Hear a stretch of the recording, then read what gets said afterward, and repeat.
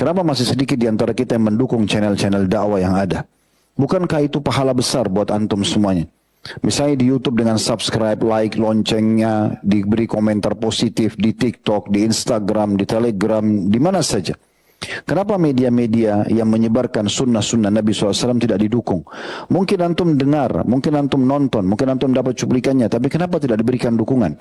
Kenapa malah banyak media-media yang tidak cenderung kepada dakwah ini malah didukung?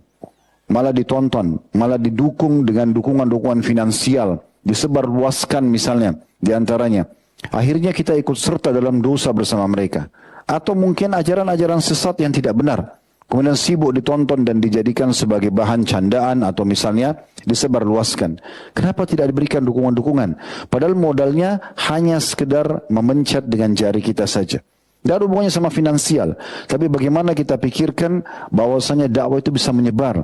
Berapa banyak orang yang dapat hidayah dari saya. Apalagi antum tidak sibuk untuk menyusun materi, tidak sibuk untuk memikirkan suka dukanya dakwah, kalau diserang, disalahkan dan segala macam. Tinggal modal untuk mendukung saja. Berapa banyak channel-channel dakwah sunnah yang menyampaikan sekarang agama Allah Subhanahu wa taala, kesempatan tinggal ditunggangi untuk mendapatkan pahala. Itu sayang sekali. Kalau hanya sekedar ngikutin atau lihat tanpa ada dukungannya. Dukungan itu sangat penting. Sebagaimana Allah sebutkan dalam surah Al-Maidah, surah nomor 5, di ayat duanya Allah Subhanahu wa taala mengatakan di potongan ayat, wa ta'awadu 'alal birri wat taqwa. Saling dukung-mendukunglah dalam kebaikan dan ketakwaan. Nah, di antaranya seperti ini, dukung-mendukung dalam masalah dakwah. Daripada antum datang tablik akbar seperti ini sendirian, kenapa enggak di-share?